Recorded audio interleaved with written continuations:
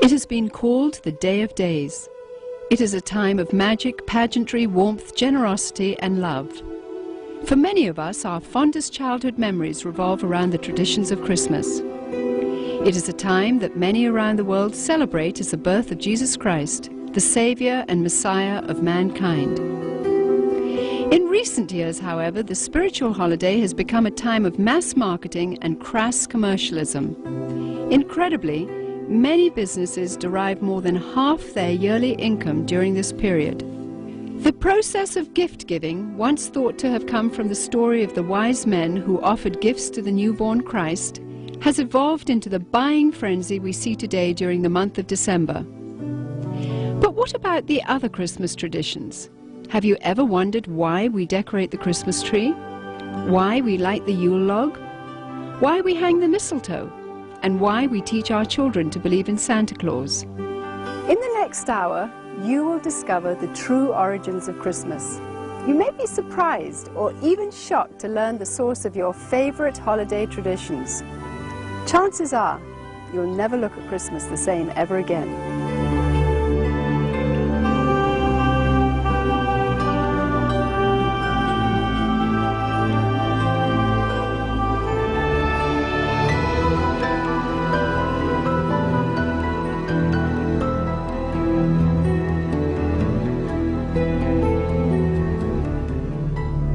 In the Northern Hemisphere during late December, the days are at their shortest lengths and the nights are at their longest. For those of the pagan world, this has always been the greatest time of the year to celebrate and practice the works of darkness. The pagan calendar identifies this period as the winter solstice. It was during the pre-Christian midwinter pagan celebrations of Scandinavia's Norsemen where today's Christmas traditions began.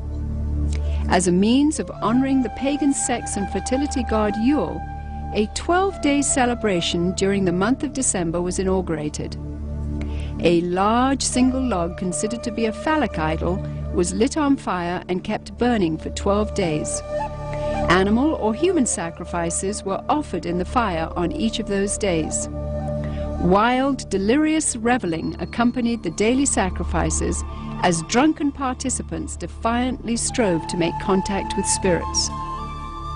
1,000 miles away in pre-Christian Rome, celebrants were paying homage to their own gods during the winter solstice. Witchcraft traditions hold that a number of pagan gods were given birth during this period, including Dionysus, Attis, and Baal, chief male god of fertility and licentiousness. Another pagan god from Persia, identified as Mithra, was said to have been born specifically on December 25th. Mithra was the god of the unconquerable sun, the god of the light between heaven and earth, worshipped at that time by an influential Roman cult. His birth symbolized an end to the long nights and a return to the dominance of the sun. During the month-long winter solstice celebration, courts in Rome were closed. Any and all crimes were allowed. Homosexuality, cross-dressing, and uncontrolled debauchery reigned supreme. Rome's order was turned upside down. Even children were allowed to join in the drunken orgies as part of the Juvenalia celebration. By 270 AD, the Roman Emperor Aurelian had made it official, setting aside a 7-day period from December the 17th through the 24th, culminating in an exchange of gifts on December the 25th to celebrate the birth of the sun god. This Roman orgy to end all orgies later became known as Saturnalia, in honor of the god Saturn, the god of excess. Roman soldiers invading Britain brought with them their pagan orgiastic traditions. Upon taking root in England, Saturnalia became known as the Festival of Fools, reigned over by the Lord of Misrule.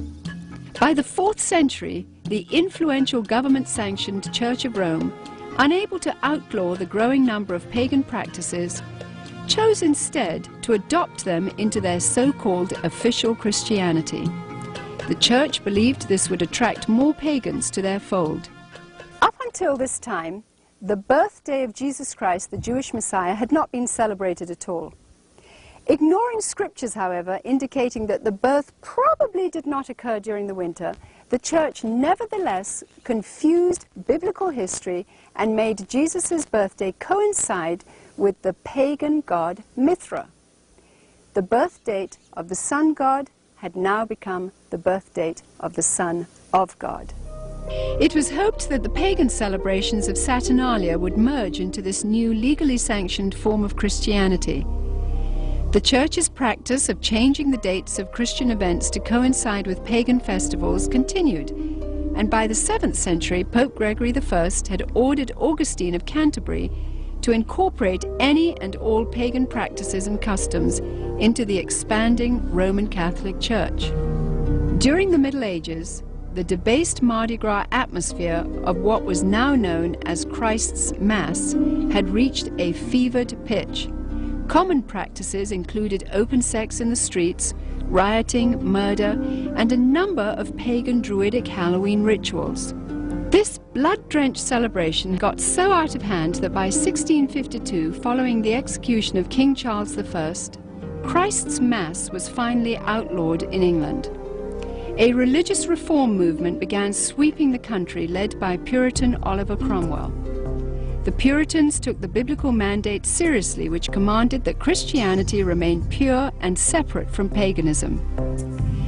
Despite their noble efforts, the celebration simply went underground, and by 1656, after only 4 short years under the ban, the public's demand for the legalization of Christ's Mass had become insurmountable. The appointment of Charles II to the throne restored England's monarchy, and with it the celebration of Christ's Mass. The Puritans had lost England, but they held high hopes for the new world. When the first settlers came from England, they were, for the most part, Puritans. They came here for religious freedom. They came here to be free to worship God without a hierarchy and without the corruption of the organized church that they had known before. And when they came with the clear knowledge of the danger of these pagan practices that had become so dear to the hearts of their ancestors. Following England's lead in 1659, the colonies of America had likewise outlawed Christmas. For 200 years, the clergy in New England battled to keep the riotous celebrations honoring the pagan god Saturn from infiltrating the New World. The Reverend Cotton Mather had warned in a Christmas Day sermon in 1712, "Can you in your conscience think that your Holy Saviour is honoured by hard drinking, lewd revelling, and by a mass fit for none but Bacchus or Saturn?"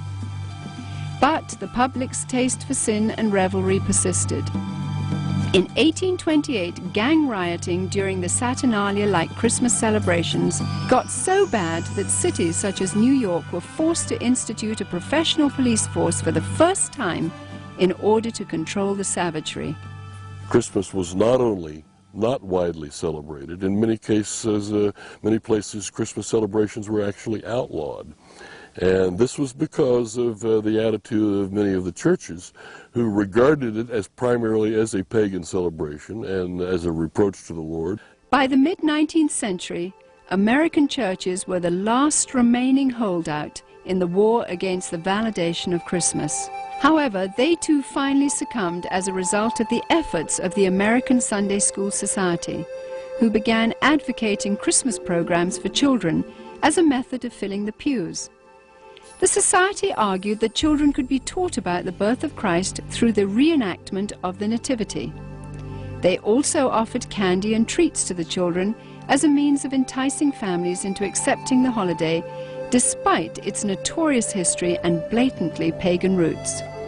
The successful technique of bribing children with candy would later be used on an unsuspecting American populace in the effort to promote the acceptance of the pagan rituals of Halloween. However, it was the work of England's most popular writer, Charles Dickens, whose ghostly 1843 book, A Christmas Carol, cemented the Christmas holiday in the hearts of Americans forever. Dickens' well-loved story made the pagan Christmas feasts, shining trees, glittering shops, and family warmth irresistible to those wanting to experience the holiday. Coming to America in 1867 to promote his work, Charles Dickens packed theatres as he read his story to cheering audiences around the country. A Christmas Carol gripped America and destroyed any final attempt to stop the evolution of Christmas. By 1875, the Puritans had been beaten, and by 1890, all American states had voted to make Christmas a legal holiday.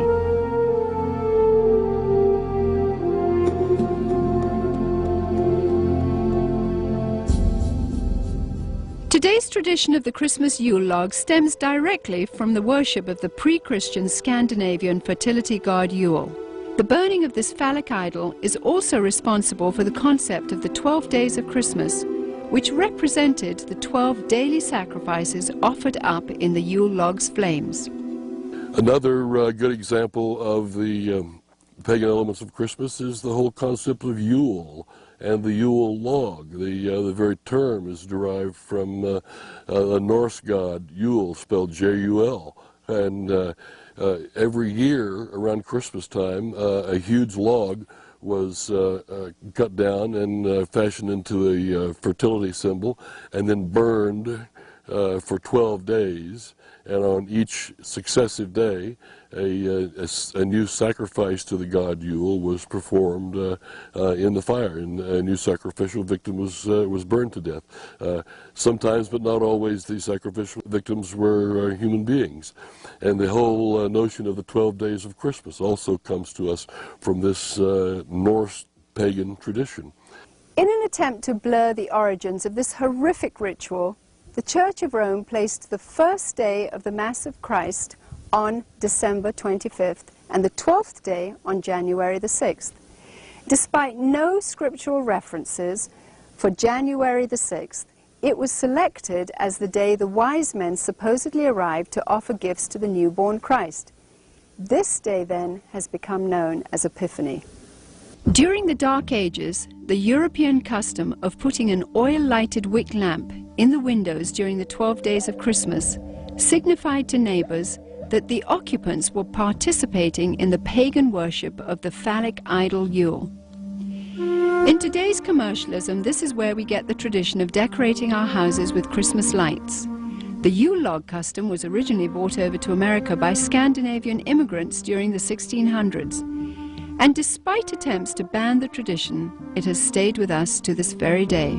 Today, when we wish someone Yuletide greetings, we are in a sense invoking the power of the fertility god Yule upon that person.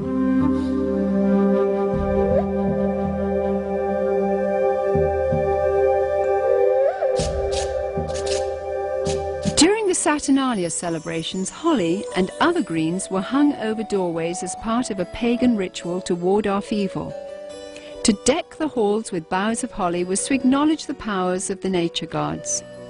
According to Wiccan rituals, placing holly or other greens in the shape of a circle or wreath accentuated its magical power.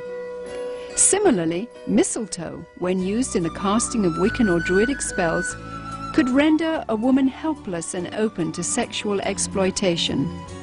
This is where we get our custom of hanging mistletoe in doorways today, and if a woman is caught underneath, she may be kissed and must not resist. The fir tree, the mistletoe, all of these things typically come from overtly pagan traditions, typically from Northern Europe, German, Norse, and English.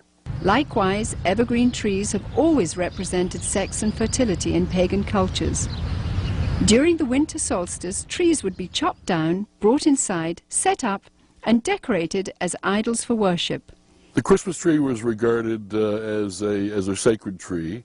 The pagans of Northern Europe typically worshipped trees. They regarded trees and groves as sacred. So the bringing of the tree into the house would be a way of bringing this supernatural source of blessing into your home. That was the whole idea, that there were spirits who resided in the trees. In the Middle Ages, the tradition of the winter solstice Christmas tree primarily took root in Germany. During his reign, King George I, himself of German extraction, brought the custom to Victorian England. German immigrants settling in Pennsylvania did the same in America during the early 1800s. In 1848, the London Illustrated News published this famous engraving depicting Queen Victoria and her royal family beside a decorated Christmas tree. And within a few years, nearly every English household had their own tree in allegiance to the monarchy. By 1900, the U.S. Forest Service estimated that at least 1 in 5 homes in America had adopted the Christmas tree tradition. Thousands of years earlier, God, speaking through the prophet Jeremiah, warned against this pagan practice in the Old Testament. Thus saith the Lord, learn not the ways of the heathen, for the customs of the people are vain. For one cutteth a tree out of the forest, they deck it with silver and with gold. They fasten it with nails and hammers that it move not. Be not afraid of them, for they cannot do evil, neither also is it in them to do good.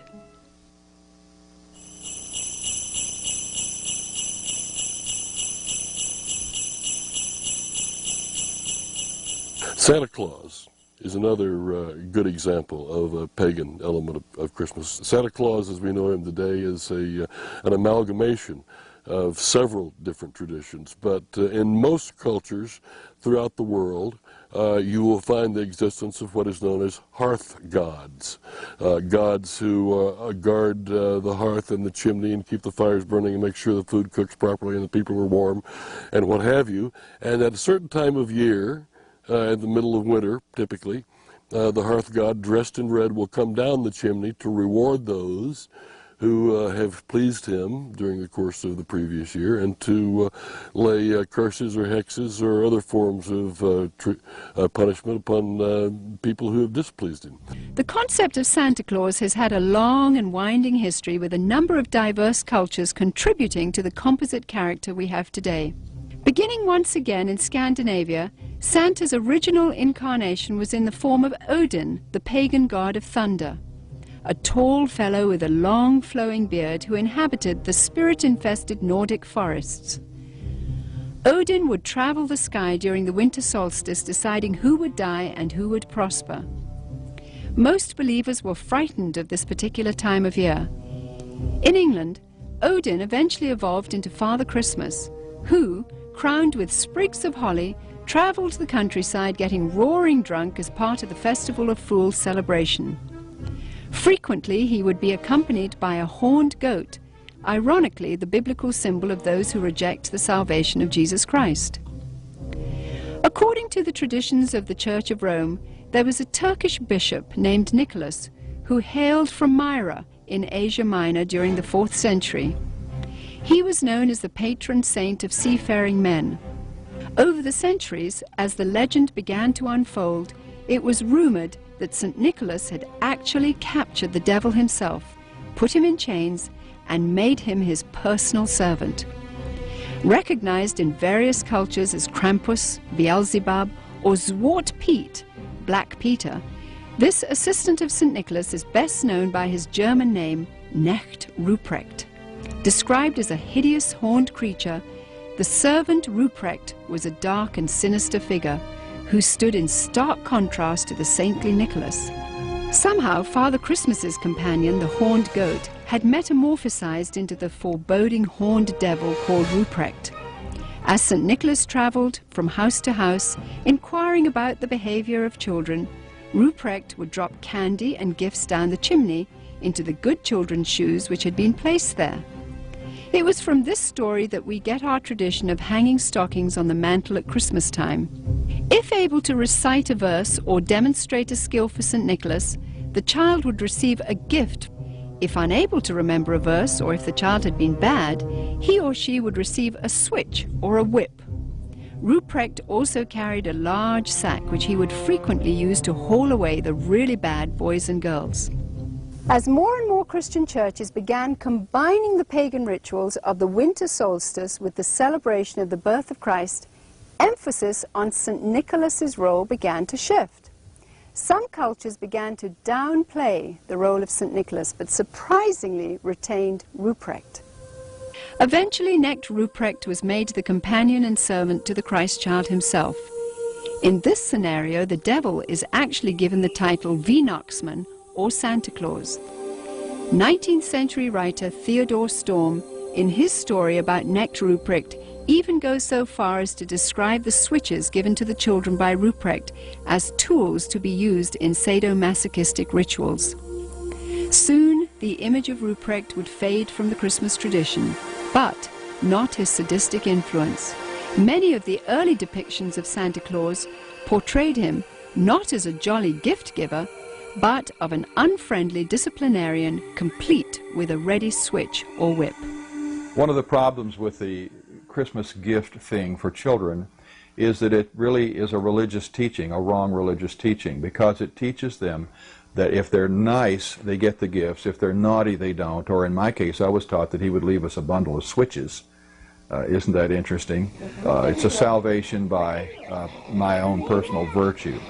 But there's a second thing wrong with it, and that is that they're going to get those gifts whether they're naughty or nice, because most parents love their children and wouldn't dream of, quote, ruining their Christmas.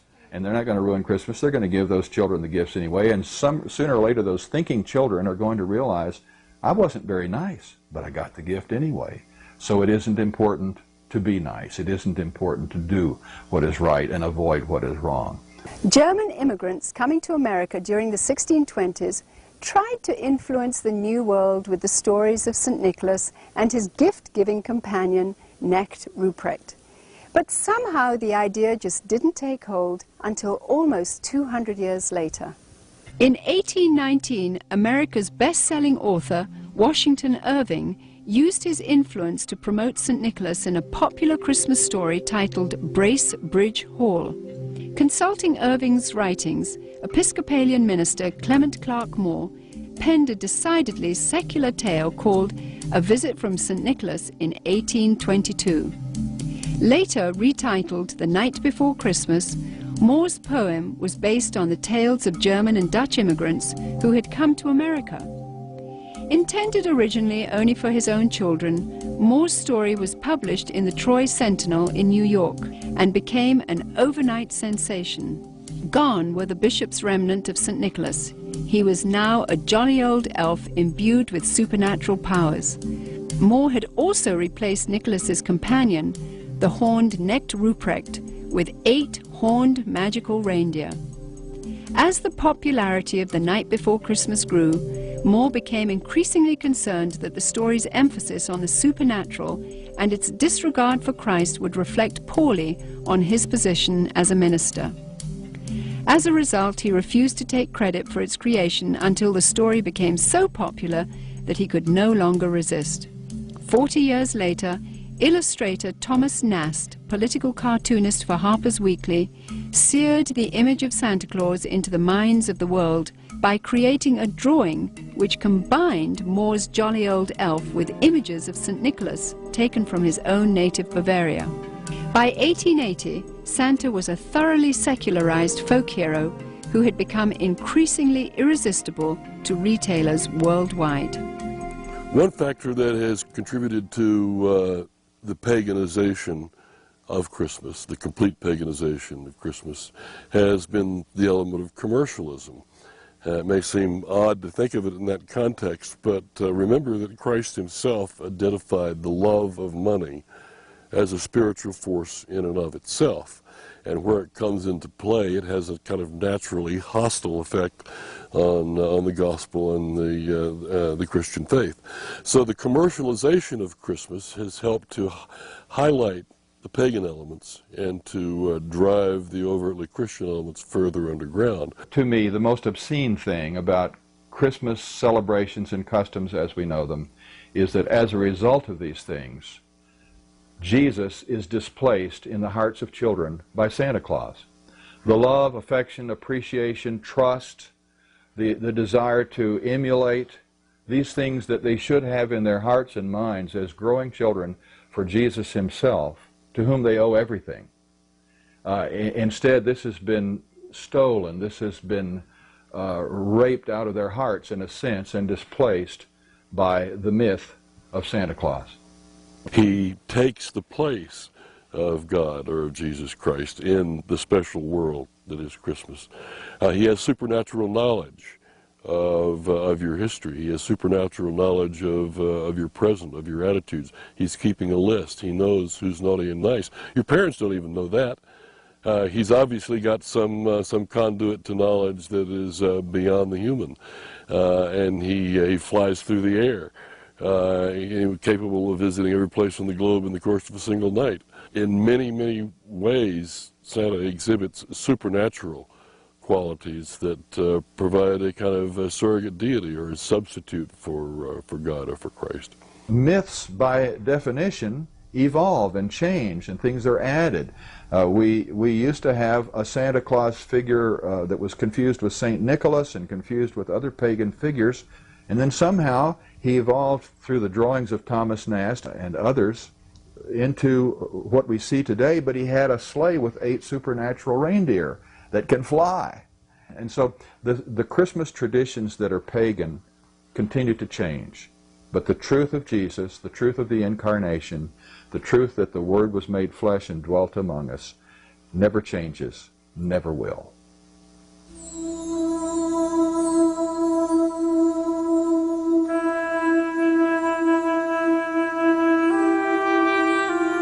Various scriptures in the Bible, including the 2nd chapter of Luke, record the events surrounding the birth of the Messiah.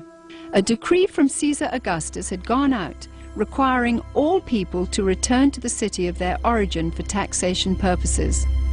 Mary, who was pregnant with a child conceived by the Holy Spirit, made the difficult journey to Bethlehem along with her husband Joseph. Both Joseph and Mary were of the lineage of King David. Upon arrival, they found all the inns to be full, but were provided with a stable where Mary could have her baby.